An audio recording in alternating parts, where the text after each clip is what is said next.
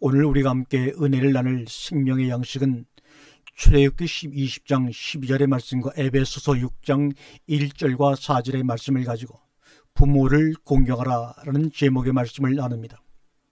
우리가 부모를 공경하라는 것이 노자나 공자가 말한 윤리도덕적인 내용의 한계에 머물러 있는 것인가, 아니면 성경에서 말씀하고 있는 부모를 공경하라는 그 문자 내용 그 속에 담겨있는 생명의 양식은 무엇인지 우리가 한번 깨달아 양식으로 섭취할 수 있는 귀한 시간 되기를 주님의 이름으로 축원합니다.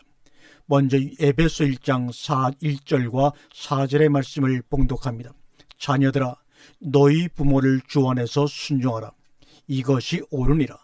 내 아버지와 어머니를 공경하라. 이것이 약속이 있는 첫 계명이니 이는 내가 잘되고 땅에서 장수하리라. 또 아비들아, 너희 자녀를 노엽게 하지 말고 오직 주의 교양과 훈계로 양육하라. 아멘. 효라고 하는 것은 백행의 근본이라고 하였습니다. 인간이면 누구나 부모를 공경하는 것은 당연지사, 효에 대한 것은 새삼스러운 것이거나 새로운 사실이 아닙니다. 그럼에도 불구하고 효를 강조해야 하는 것이 현실입니다. 그러면 그러한 현상은 어디에서 비롯되는 것인가? 물론 그것은 인간의 제약성에서 기인합니다. 오죽하면 자신을 낳아준 부모를 공경하지 못함으로 효를 해야 된다는 가르침을 받아야 겨우 한번 마음을 거쳐먹고 효를 해보려고 마음을 가다듬으려 할까요?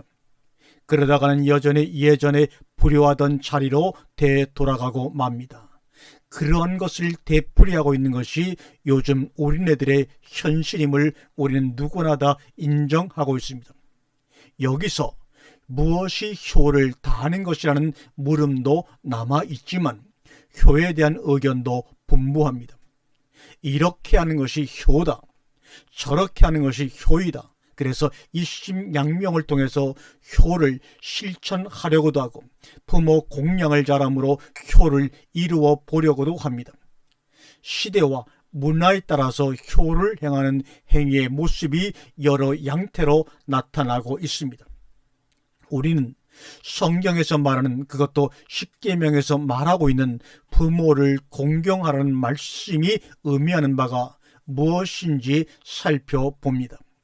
이렇게 상식적인 것이 상식적인 것으로 행해지지 않기 때문에 성경이 새삼 효를 강조하고 있는 것인지, 아니면 성경은 도대체 무엇을 말씀하고 있는가를 살펴보고자 합니다.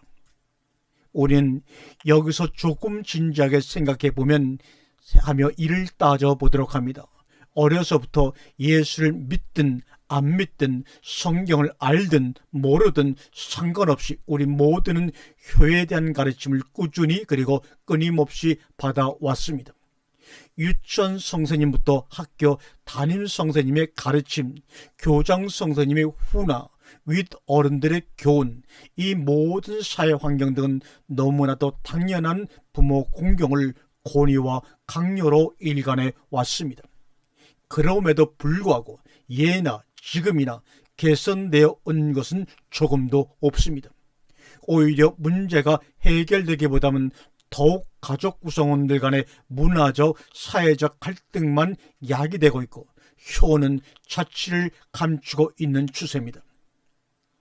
그러한 교훈이나 가르침과는 상관없이 사회 전반적인 풍토가 갈수록 인간을 항폐화시키고 있고 이기적으로 만들어가고 있을 따름입니다. 사회 조직과 교회 조직이 아무리 잘 되어 있어도 개인의 선함이 그대로 표출되고 고취되도록 역할을 하지 못하고 있습니다. 그리고 이제는 기가 따갑도록 듣던 말씀을 종교단체를 통해서도 계속해서 들어오고 있습니다. 왜냐하면 그것은 아무리 강조해도 부족할 뿐이며 도대체 나아질 기미가 없기 때문에 더욱 강조해야 하는 것입니다. 이것이 바로 우리가 살고 있는 오늘날 우리 사회의 현실입니다. 그러기에 이쯤에서 우리는 다시 한번 생각해 보지 않으면 안 됩니다. 성경이 말씀하고 있는 부모 공경이 유치원 선생님들이 말씀하는 정도의 차원으로밖에 해석할 수 없는가? 그러한 것을 새삼스럽게 강조해서 말하지 않으면 안 될 다른 이유라도 있는 것인가? 많은 기독교인들이 성경은 하나님의 말씀이요 생명의 양식이라고 말하고 있습니다. 많은 설교자들이 이고동성으로 말합니다. 성경은 윤리 도덕을 말하는 책이 아니라고 말입니다. 그러면서도 여전히 윤리와 도덕에 중점을 두고 가르치고 있는 자가 당착에 빠져 있습니다. 그럼에도 도무지 그러한 모습을 느끼거나 갈등하지 않습니다. 여전히 어버이 주일 되면 효를 강조하고 다양한 행사를 합니다. 물론 부모를 공경하는 것은 인지상정이요 금수가 아니라면 당연히 부모를 공경할 줄 알아야 합니다. 다만 우리가 안타까워하는 것은 성경이 말하고 싶어하는 것이 단순히 그러한 차원에서만 머물고 있겠느냐 하는 점입니다. 우리는 여기서 성경이 의도하고 있는 부모 공경은 무엇인가 살펴보도록 하겠습니다. 기독교 문화에 익숙지 않은 사람도 십계명 정도는 들어서 대충 알고 있습니다. 언급되어 있는 것 중 하나가 제5계명이라고 우리 일컬어진 부모를 공경하라입니다. 그것은 제5계명이면서도 땅에 속한 첫 계명이라고 알려져 있습니다. 이는 바울이 에베소서에서 언급한 말씀에 근거한 것입니다. 자녀들아, 너희 부모를 주 안에서 순종하라. 이것이 옳으니라. 내 아버지와 어머니를 공경하라. 이것이 약속이 있는 첫 계명이니 이는 내가 잘되고 땅에서 장수하리라. 에서 첫 계명이라는 말씀이 언급됩니다. 사실 일상적으로 생각하면 5계명이 어떻게 첫 계명이라고 할 수 있겠는가고 물음을 가질 수 있습니다. 그러한 물음에 기독교인 대부분은 반사적으로 그것은 1계명에서 4계명까지는 하늘에 속한 계명이고 5계명에서부터 10계명까지는 땅에 속한 계명이라고 할 수가 있는데 그 땅에 속한 계명 중에서 첫 계명이지 않는가라고 답을 합니다. 일리가 있는 말입니다. 그러나 그것이 일리가 있어 보이지만 철저히 육신적인 생각에 바탕을 두고 있는 답변에 불과한 것을 알 수가 있습니다. 그것은 다만 인간이 가지는 인식의 영역과 언어의 한계 때문에 발생하는 다양한 언어의 동원 때문에 10개 분류 형태로 진술되었을 뿐입니다. 실제로 제1계명은 이것이라는 식으로 진술된 것은 성경에 없습니다. 다만 사람들이 그렇게 편의상 분류한 분류체계에 불과한 것입니다. 그러므로 바울이 말한 첫 계명이라는 말씀은 그런 식의 분류체계가 아니라는 사실입니다. 그것은 다만 첫 계명일 뿐입니다. 성경에서 말하는 첫 계명은 무엇입니까? 예수와 율법사의 대화를 통해서 우리는 이를 확인할 수가 있습니다. 예수께서 사두개인들로 대답할 수 없게 하셨담을 바리새인들이 듣고 모였는데 그중 한 율법사가 예수를 시험하여 묻되 성세님이여 율법 중에 어느 계명이 크니이까? 이러한 질문에 예수께서 가라사대 내 마음을 다하고 목숨을 다하고 뜻을 다하여 주 너의 하나님을 사랑하라 하셨으니 이것이 크고 첫째 되는 계명이요 둘째는 그와 같으니 내 이웃을 내 몸과 같이 사랑하라 하셨으니 이 두 계명이 온 율법과 선지자의 강령이라. 마태복음 22장 34절과 38절에 나오는 대화입니다. 여기서 크고 첫째 되는 계명에 대한 예수님의 언급이 있습니다. 예수께서 처음 계명이라고 할 때 그것은 단순히 서수의 의미만을 갖는 것은 아닙니다. 크고라는 표현이 함께 언급되고 있듯이 첫째라는 의미는 중요성을 강조하고 있는 것이라고 할 수가 있습니다. 즉 으뜸되는 중요한 계명은 바로 이와 같은 것이다라는 의미에서 첫째라는 표현을 쓰고 있을 뿐입니다. 그렇다고 해서 둘째는 그보다 못한 경우를 말하는 것이냐 하면 그렇지 않습니다. 다만 말로 언급을 하자면 그렇게 말해볼 수 있음입니다. 자, 여기서 우리가 생각해 볼 수 있는 것은 예수와 바울의 시각이 서로 다른가 하는 점입니다. 일견 모순처럼 보이는 모순성을 피하고자 하는 것이 바울이 말하는 바는 땅에 속한 첫 계명이다라고 해명하려 합니다. 문제는 그럴듯한 변명이 도리어 성경을 성경으로 보증해주고 그 의미를 강화시켜 주기보다는 오히려 훼손시킨다는 점입니다. 윤리와 도덕적 차원으로 말씀이 환원되어 버린다는 점이 큰 문제입니다. 이 둘이 서로 상충되는 상반된 개념이 아닙니다. 바울은 에베소서 5장에서 부부와 가정에 대한 말씀을 하고 있습니다. 그것은 결국 일상사를 말하는 것이 아니요, 교회의 비밀에 대해서 말하고 있음을 우리는 잘 알 수가 있습니다. 바울의 이렇게 뛰어난 진리에 대한 진술 방식을 우리는 이해할 수 있어야 합니다. 5장에 이어서 언급되고 있는 6장도 역시 마찬가지입니다. 땅 위의 그림자로 천상의 세계에 관한 비밀을 진술하고 있음을 이해할 수 있어야 합니다. 그러한 의미에서 예수의 첫 계명과 바울의 첫 계명이 견해 차이를 나타내는 것이 아니라는 말입니다. 오히려 상호 주석적 역할을 해주고 있습니다. 그런 맥락에서 에베소서의 본문이 살펴져야 합니다. 그렇다면 도대체 부모를 공경해야 한다는 말씀이 무엇을 말하는 것인가? 그리고 그것은 어떻게 이루어질 수 있는가? 땅에서 장수한다는 축복은 도대체 무엇을 말하는 것인가? 땅, 장수, 90세를 살면 장수인가? 120세를 사는 이의 입장에서 보면 그것은 요절이 아닌가? 그렇다면 120을 살면 장수인가? 그래봤자 도토리 키재기일 뿐입니다. 그러면 33세를 산 예수는 부모를 공경하지 못했기 때문인가? 예수는 장성한 분이 아닌가? 그는 오늘도 무사람들 속에 생생하게 살아있지 않은가 그 말입니다. 사람들은 장수의 복조차도 철저히 육신적인 관점에서 이해하려고만 합니다.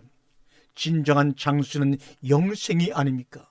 물론 그 영생이라는 것도 좀 더 깊이 있고 진지하게 생각해 보아야 할 점이 많이 있지만 말입니다. 한 가지 문제를 더 제기하고 넘어갑니다. 부모를 공경하라고 하는 성경에 다음과 같은 말씀이 동시에 나오고 있습니다.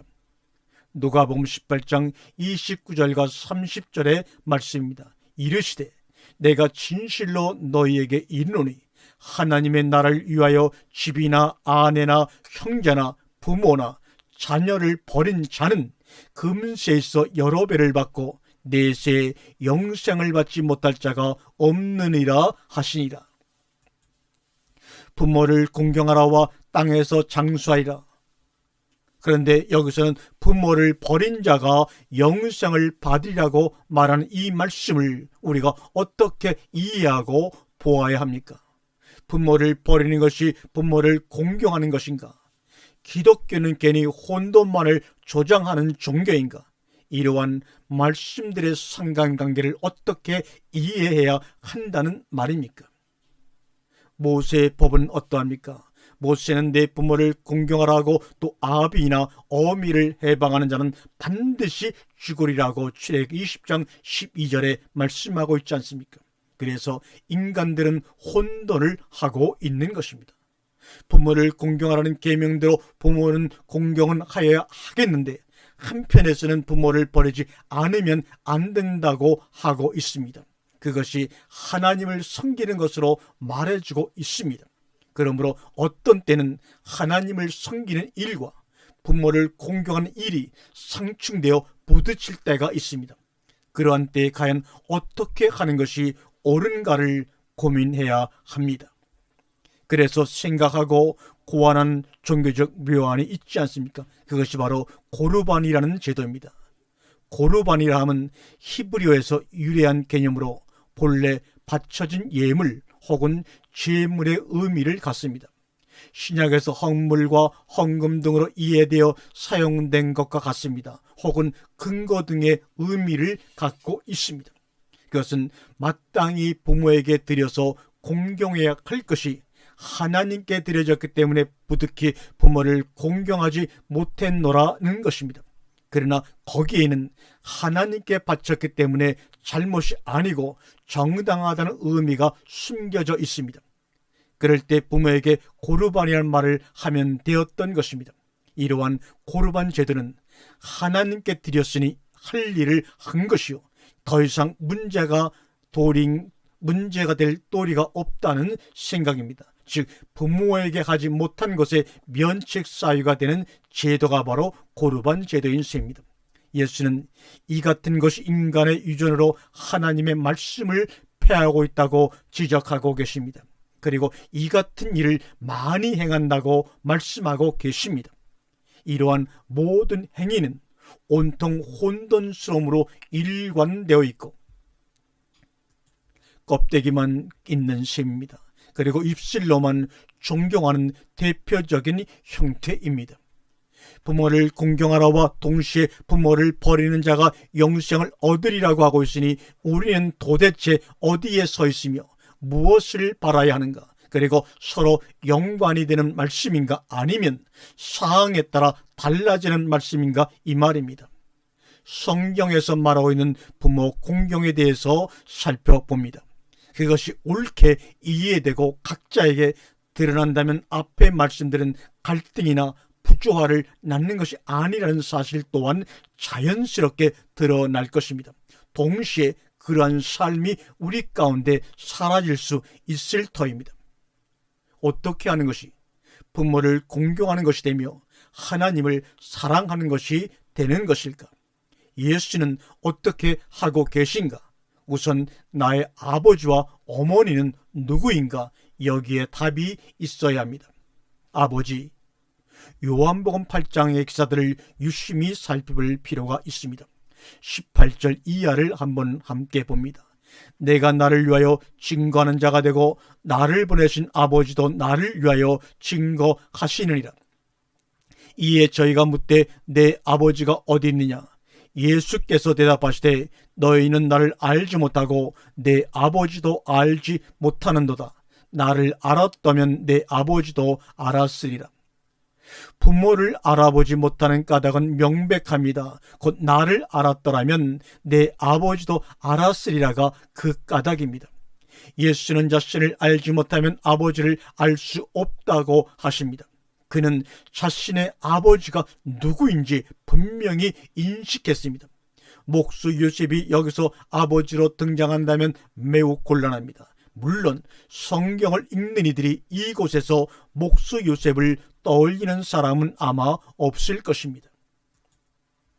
다만 이곳을 지나치고 나면 어느덧 부모 공경에 대한 생각을 하기만 하면 목수 요셉을 관련짓고 있는 사고 방식이라는 것입니다.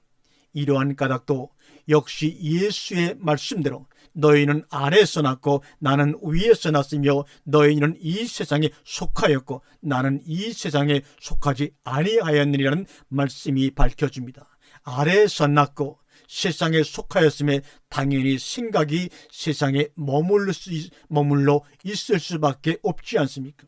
예수는 우리에게 다음과 같이 말씀하여 주십니다. 나도 너희가 아브라함의 자손인 줄을 아노라. 그러나 내 말이 너희 속에 있을 것이 없으므로 나를 죽이려 하는도다. 나는 내 아버지에게서 본 것을 말하고 너희는 너희 아비에게서 들은 것을 행하느니라. 대답하여 가로되 우리 아버지는 아브라함이라니. 예수께서 가라사대 아브라함의 자손이면 아브라함의 행사를 할 것이오늘 지금 하나님께 들은 진리를 너희에게 말한 사람이 나를 죽이려 하는도다. 아브라함은 이렇게 하지 아니하였느니라. 너희는 너희 아비의 행사를 하는도다. 대답하되 우리가 음란한 데서 나지 아니하였고 아버지는 한 분뿐이시니 곧 하나님이시로다. 예수께서 가라사대 하나님이 너희 아버지였으면 너희가 나를 사랑하였으리라. 이는 내가 하나님께로 나서 왔습니다. 나는 스스로 온 것이 아니요 아버지께서 나를 보내신 것이니라. 비록 말은 아브라함이 자신들의 아버지요 한 분뿐이신 하나님이 자신들의 아버지라고 말한다 하더라도 그 행위가 이미 마귀에게서 난 행위를 하고 있으니 그들의 아브라함 그리고 그들의 한 분뿐이신 하나님은 곧 그들의 아비인 마귀인 셈입니다. 그러므로 입에서 아브라함을 말하고 유일하신 하나님을 고백해서 하나님께 속한 자요 하나님이 그들의 아버지라는 보증이 되는 것은 아닙니다. 유대인들과의 대화에서 아버지가 육신의 아버지인 요셉이냐 아니면 하나님을 아버지라 하느냐는 논쟁의 차원 아예 거론조차 되지 않고 있습니다. 적어도 그런 차원 이상에서 너희가 누구에게 속하였으며 누가 과연 너희의 아버지냐를 언급하고 있습니다. 그러므로 부모를 공경하라가 육신에 속한 부모를 말하느냐 아니면 하늘에 속한 부모를 말하느냐를 따지는 오늘의 주제는 참으로 한심한 노릇임에 틀림이 없습니다. 그것이 이론적으로 하늘의 부모라는 사실이 판명된다 하더라도 달라지는 것은 아무것도 없습니다. 여전히 육신적인 생각으로 성경에서 말하는 아버지란 하나님을 말하는 것이란 또 하나의 이론만 갖게 될 터이니 우리의 또 캄캄하며 우리의 하는 짓이 참으로 쓸데없는 것입니다. 각자가 누구에게 속하여 있느냐를 먼저 생각해 볼 일입니다. 나는 지금 소속이 어디인가? 나는 누구로부터 난 자인가? 입만 벌리면 하나님 아버지라고 하는 나는 과연 누구에게서 난 자인가? 여러분 성령 가운데서 그 안에서 대답을 해보시기를 바랍니다. 내가 진리를 말함으로 너희가 나를 믿지 아니하노다. 너희 중에 누가 나를 죄로 칩잡겠느냐? 내가 진리를 말하며 어찌하여 나를 믿지 아니하느냐? 하나님께 속한 자는 하나님의 말씀을 듣나니 너희가 듣지 아니함은 하나님께 속하지 아니하여 심이로다. 유대인들이 대답하여 가로되 우리가 너를 사마리아 사람이라 또는 귀신이 들렸다는 말이 옳지 아니하냐? 예수께서 대답하시되 나는 귀신 들린 것이 아니라 오직 내 아버지를 공경함이오늘 너희가 나를 무시하는도다. 나는 내 영광을 굳이 아니하나 구하고 판단하는 이가 계시니라. 진실로 진실로 너희에게 이르노니 사람이 내 말을 지키면 죽음을 영원히 보지 아니하리라. 요한복음 8장 45절과 51절까지의 말씀을 봉독했습니다. 예수께서 아버지를 공경하는 모습이 확연히 드러나고 있는 내용입니다. 진리를 말하고 계신 예수의 모습 그리고 그 진리가 거절되고 그 말씀이 유대인들 속에 거할 것이 없으므로 그들은 예수를 죽이려고 합니다. 그럼에도 그들과 계속하여 말씀하고 계신 예수, 귀신들 행위가 아니라 도리어 아버지를 공경함이라고 말씀하고 계시지 않습니까? 아버지를 공경하려면 예배당에 가서 거룩한 예배와 찬양을 드려야 하는 것이 기독교인의 상식이 아닙니까? 그것이 하나님께 영광을 돌리는 것이 아닌가 그 말입니다. 그러나 불행히도 예수의 부모 공경은 그런 식이 아닙니다. 다시 한번 요한복음 8장 54절과 55절을 읽어봅니다. 예수께서 대답하시되 내가 내게 영광을 돌리면 내 영광이 아무것도 아니거니와 내게 영광을 돌리신 이는 내 아버지시니 곧 너희가 너희 하나님이라 칭하는 그이시라. 너희는 그를 알지 못하되 나는 아노니 만일 내가 알지 못한다면 나도 너희같이 거짓말쟁이가 되리라. 나는 그를 알고 또 그의 말씀을 지키노라. 무엇이 아버지를 공경하는 것입니까? 그러므로 예수께서 저희들에게 이르시되 내가 진실로 진실로 너희에게 이르노니 아들이 아버지의 하시는 일을 보지 않고는 아무것도 스스로 할 수 없나니 아버지께서 행하시는 그것을 아들도 그와 같이 행하느니라. 아버지께서 아들을 사랑하사 자기의 행하시는 것을 다 아들에게 보이시고 또 그보다 더 큰 일을 보이사 너희로 기이 여기게 하시리라. 아버지께서 죽은 자들을 일으켜 살리신 같이 아들도 자기의 원하는 자들을 살리느니라. 아버지께서 아무도 심판하지 아니하시고 심판을 다 아들에게 맡기셨으니 이는 모든 사람으로 아버지를 공경하는 것 같이 아들을 공경하게 하려 하심이라. 아들을 공경치 아니하는 자는 그를 보내신 아버지를 공경치 아니하니라고 요한복음 5장 19절과 23절에 증언하고 계십니다. 아버지를 공경하는 것이 무엇입니까? 아들을 공경치 아니하면 그 아버지를 공경하는 것이 아니라고 분명히 선언하고 있습니다. 그렇다면 아들은 무슨 일을 하고 계시는가? 죽은 자들을 살리는 일을 하고 계십니다. 아버지를 공경하는 일은 바로 이것과 밀접한 관련이 있습니다. 아버지께서 죽은 자를 살리시는 것과 같이 아들 또한 죽은 자를 살리는 일을 합니다. 아들을 공경하는 일은 아버지를 공경하는 일이 됩니다. 그러면 아들을 어떻게 우리가 공경할 수가 있습니까? 진실로 진실로 너희에게 이르노니 내 말을 듣고 나 보내신 이를 믿는 자는 영생을 얻었고 심판에 이르지 아니하나니 사망에서 생명으로 옮겼느니라.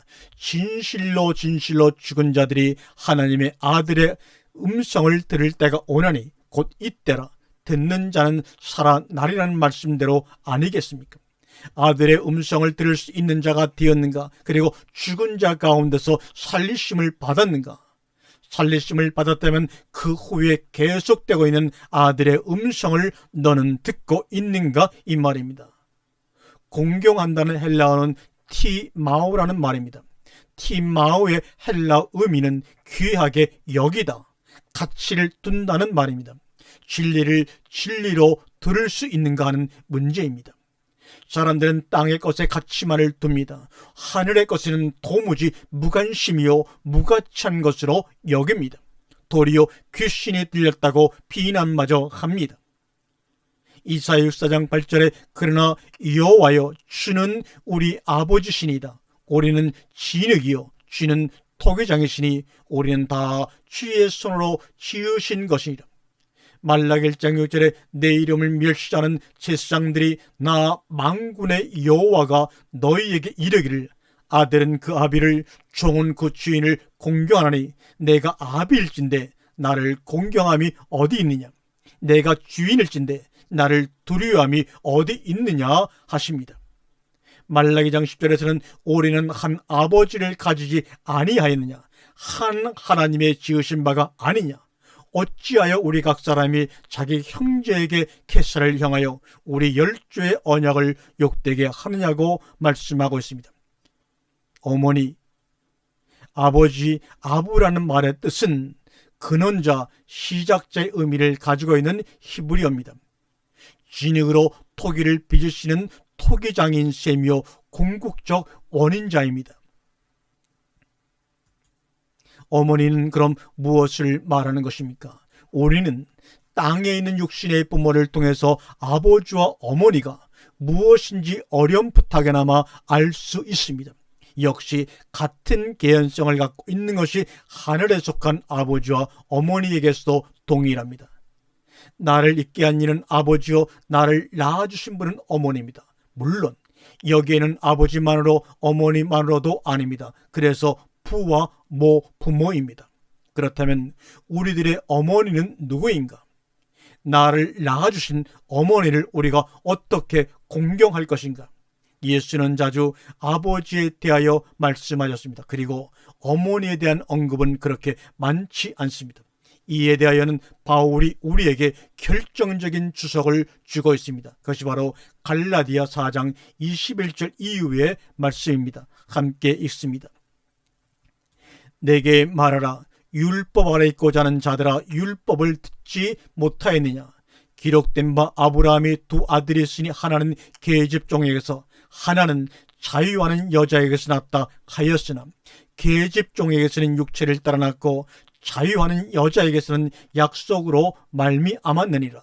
이것은 비유니 이 여자들은 두 언약이라.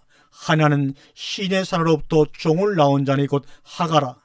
이 하간은 아브라함의 아라비아에 있는 시내 산으로 지금 있는 예루살렘과 같은 자니 저가 그 자녀들로 더불어 종노릇하고 오직 위에 있는 예루살렘은 자유자니 곧 우리 어머니라.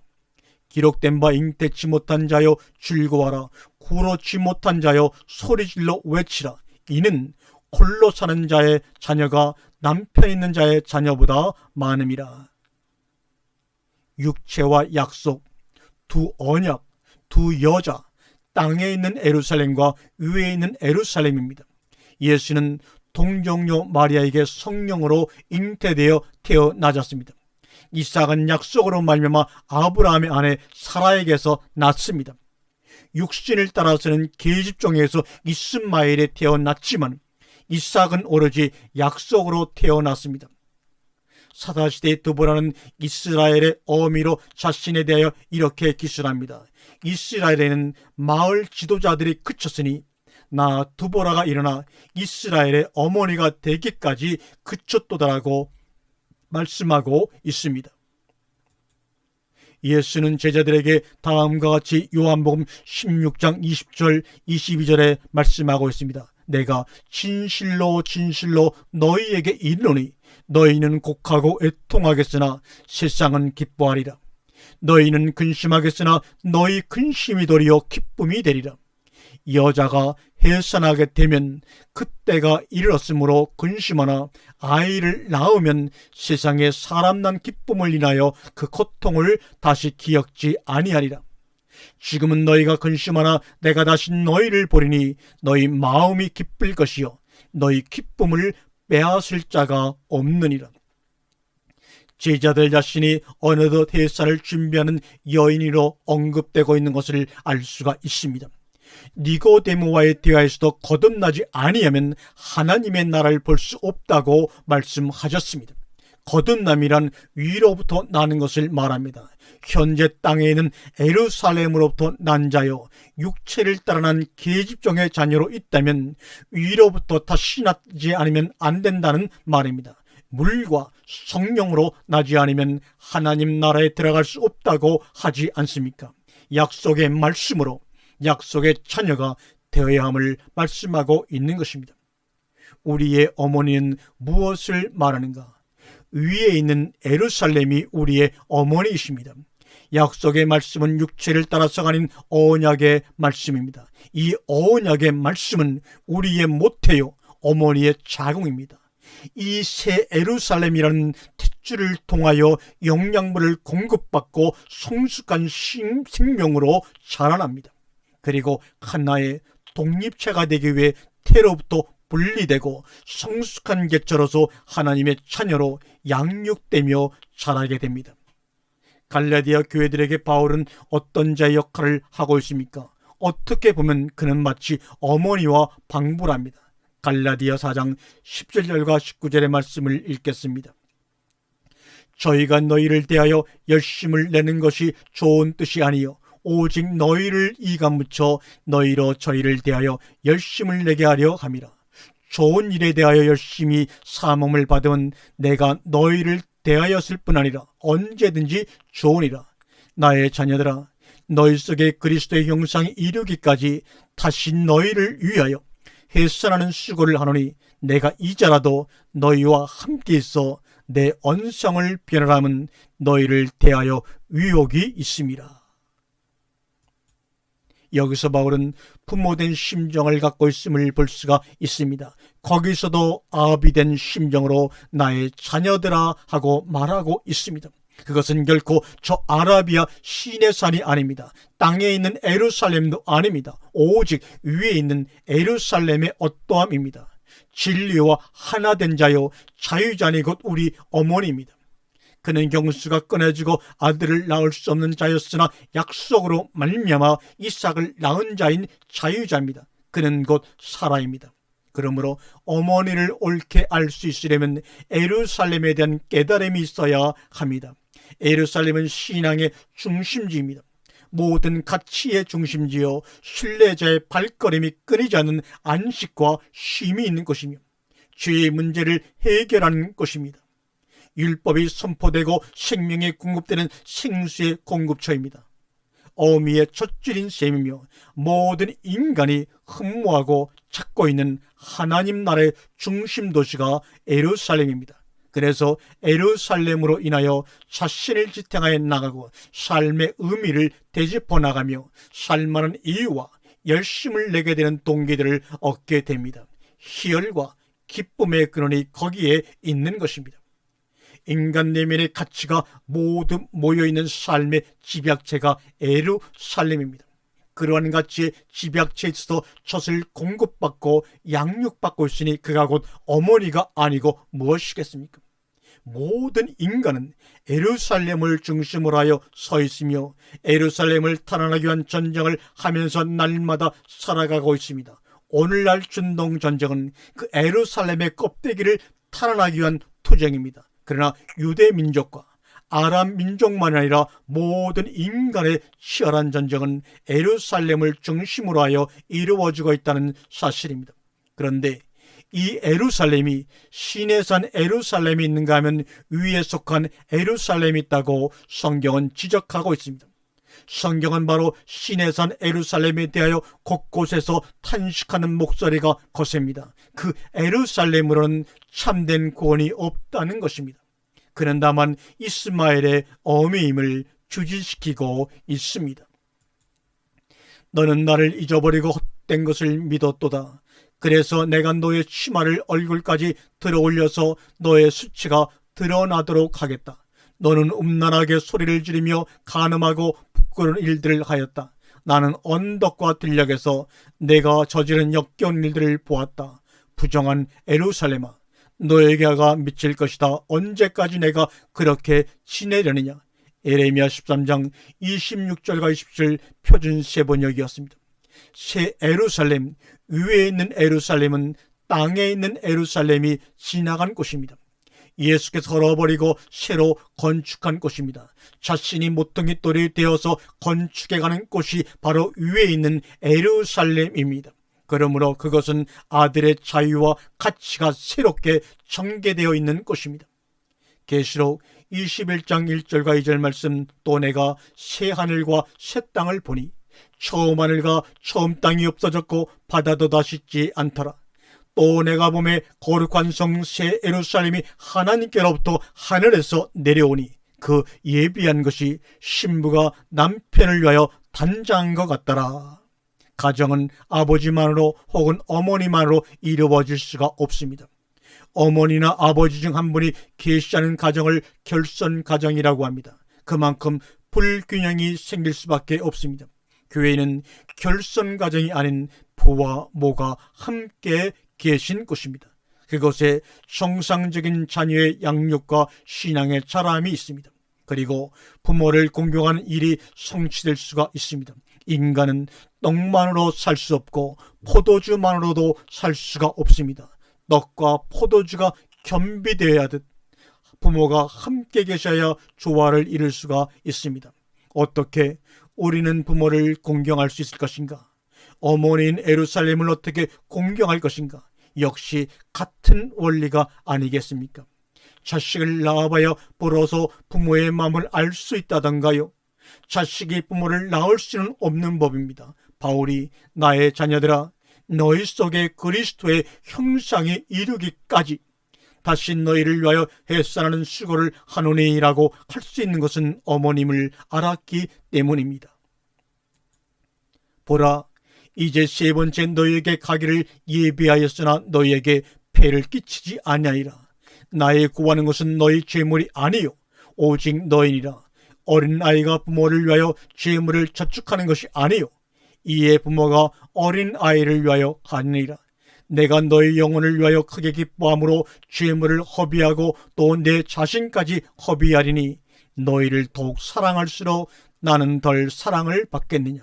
고린도후서 12장 14절과 15절의 말씀입니다. 우리는 여기서 한 가지 글머리에서 언급하였던 말씀에 대하여 생각해보고 오늘의 강의를 마치고자 합니다. 누가복음 18장 29절과 30절의 말씀입니다.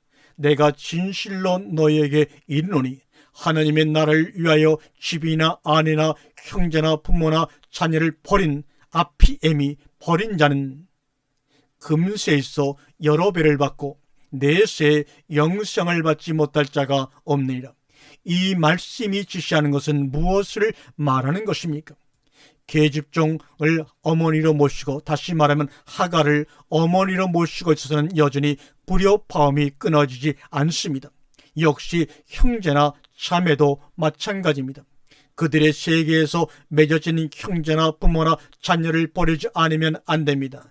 땅에 있는 예루살렘이 아무리 소중하고 고귀하더라도 물과 성령으로 거듭나야 비로소 하나님 나라에 들어갈 수 있겠기 때문입니다.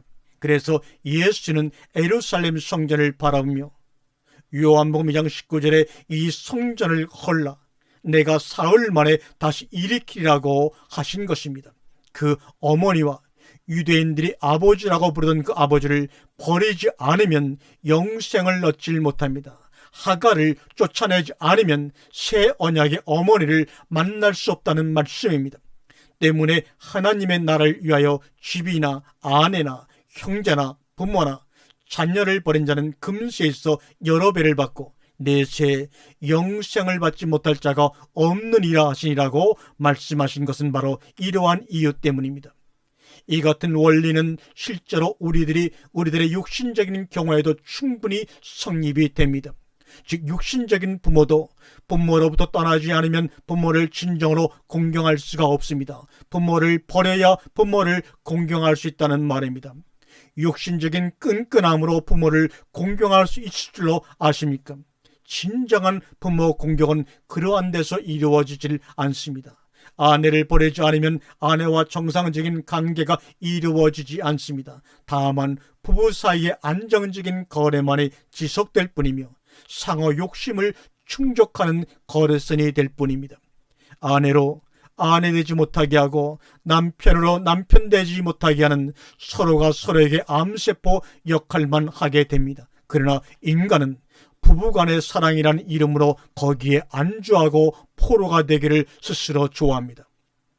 성경은 아내를 버리지 않으면 능히 그의 제자가 될 수 없다고 말합니다. 부모를 버리지 않으면 능히 부모를 공경할 수 없다고 말합니다. 부모를 버리지 않으면 부모가 무엇이며 누구인지를 인식하지 못할 뿐더러 부모로 하여금 자식에게 노예가 되어서 자식만 바라보고 살게 하는 기형적인 말년을 맞게 할 따름입니다. 그 이상도 이하도 아닌 각각 자신의 분량에서 충실히 살 수 있으면 좋으련만 말입니다. 우리는 욕심의 노예가 되어 이미 분별력을 잃고 있습니다.